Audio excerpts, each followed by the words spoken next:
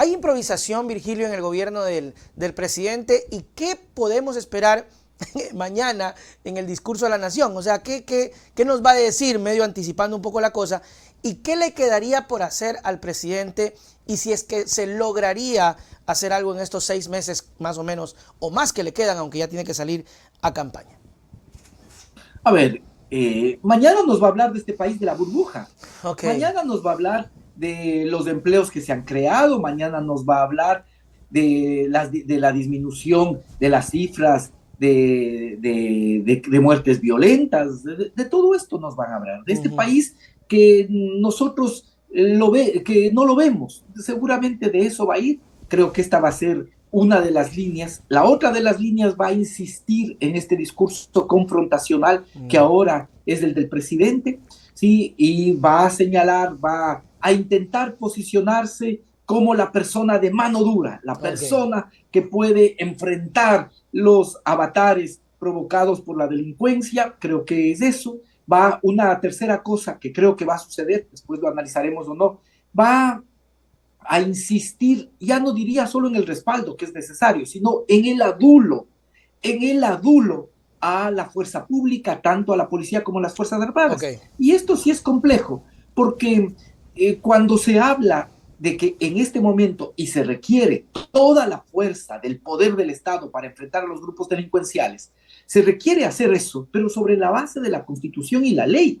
No es que es contrapuesto el tema de los derechos humanos con el combate al crimen organizado. Todo lo contrario, Nelson. Es necesario tener absolutamente presente el marco constitucional y legal para evitar abusos, para que no volvamos a tener falsos positivos, porque así fue como empezó también el tema en Colombia, ¿no? Ahí era que se veía un joven, pelo largo, vestido de negro, ¿sí?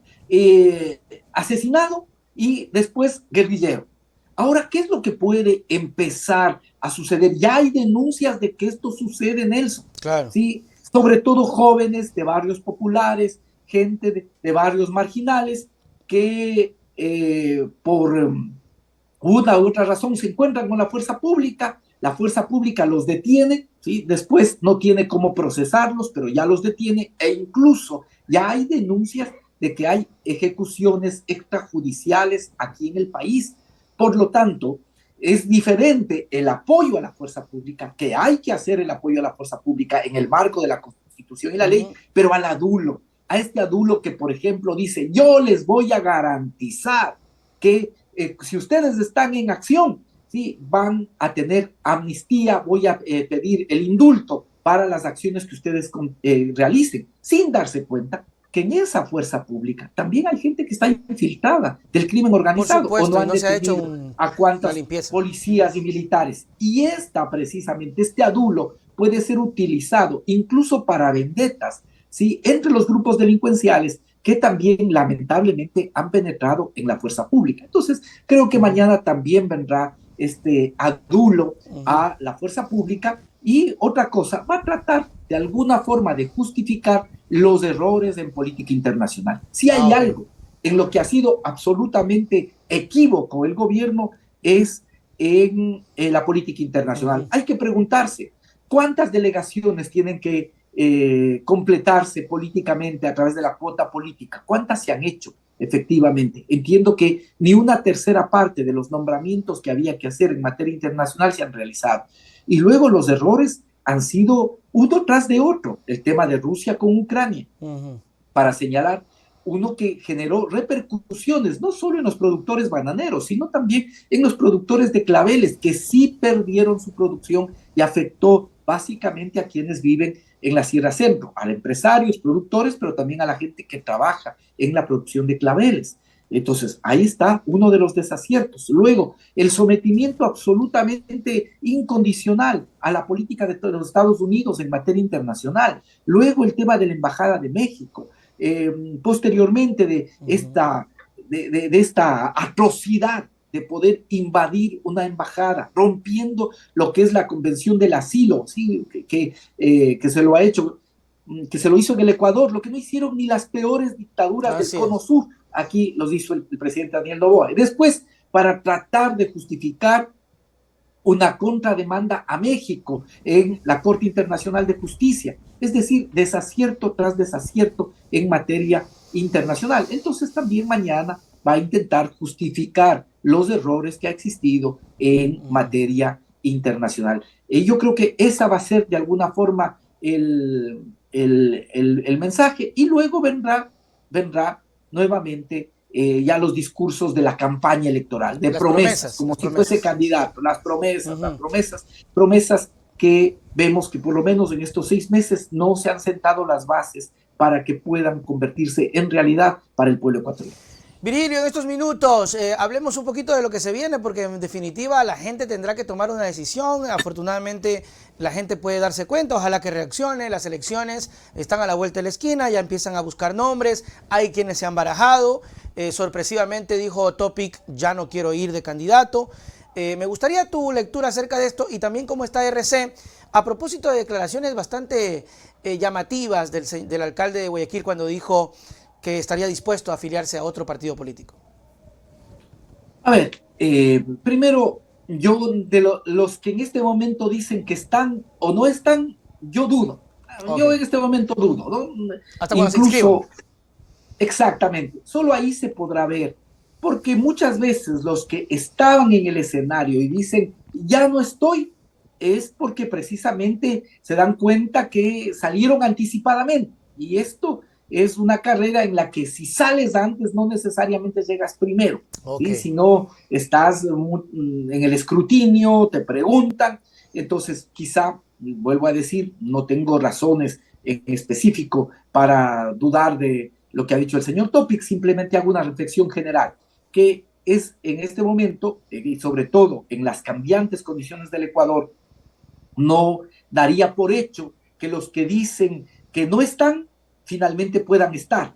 Y quizá algunos que no se han mencionado, que no se han dicho, pero también podrían ser parte después de la papeleta. Entonces, yo creo que es un momento de mucha especulación. Es un momento en el que se mira, se ve cuáles son las posibilidades.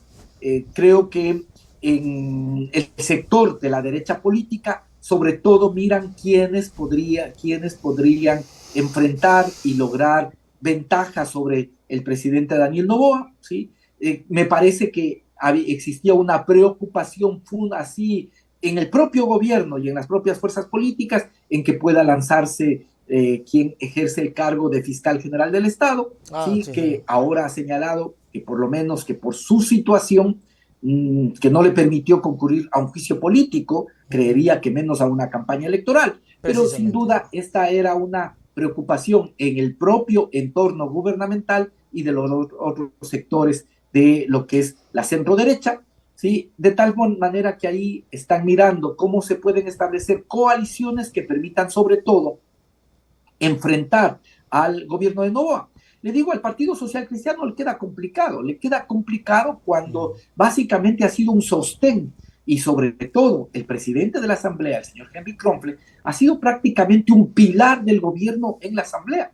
¿Cómo ahora podría ser candidato? ¿Qué podría decir o que le diferencie del actual presidente Daniel Noboa? ¿Qué es lo que le podría ofrecer al pueblo ecuatoriano? Entiendo que es una de las candidaturas que están planteadas, pero yo diría que esa candidatura, por lo menos ahora, sería una candidatura a la que le quedaría muy difícil distinguirse de lo que es la gestión del presidente Noboa. Es prácticamente, él ha sido un sostén, él ha sido un pilar, él ha sido el principal operador político que ha tenido el gobierno en la Asamblea Nacional. Por lo tanto, creo que allí el Partido Social Cristiano tiene menos posibilidades que las que podía tener con Jean Topic.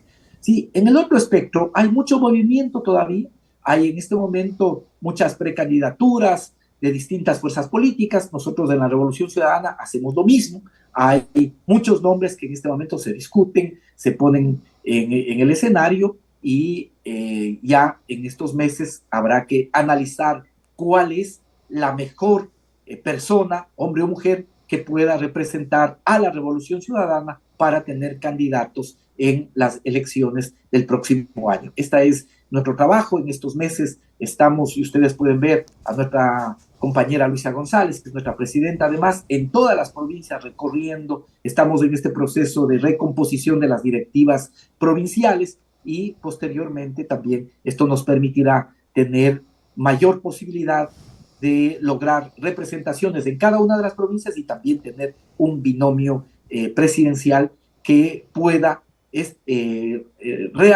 competir y que pueda derrotar a las alcurnias. Las cunas de oro ya han fracasado gobernando el país. Claro. Creo que es necesario tener una respuesta de todo el espectro democrático. No hablo solo de las fuerzas políticas.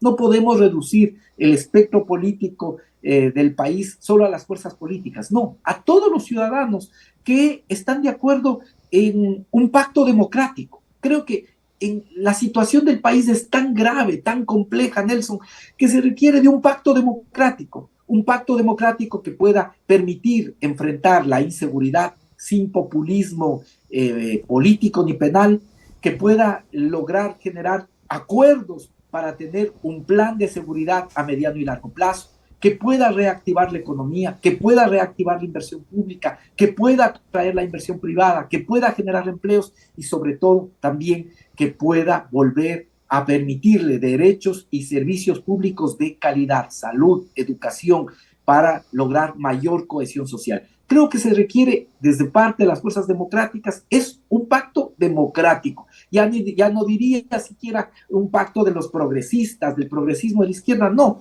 En las condiciones del país, un pacto democrático mínimo sobre el tema de institucionalidad, sobre el tema del manejo de la economía, de enfrentar la inseguridad y de cómo lograr mayores derechos para la ciudadanía, para la población, pensando en el futuro. Si no se invierte en educación, si no se invierte en salud y sobre todo en educación, sí, estamos condenándonos a ser un país sin futuro. Creo que eso es lo central, un pacto democrático, y en ese sentido estamos trabajando en la Revolución Ciudadana. Que así sea. Virgilio, gracias por tu tiempo y esperemos ver qué ocurre ya cuando transcurran los días y veamos, como dices, la inscripción, porque creo que tienen que hacerlo ya en este año tienen que inscribirse toditos. Virgilio, gracias, nos vemos, hasta la próxima. Siempre un gusto, Nelson. Chao, chao.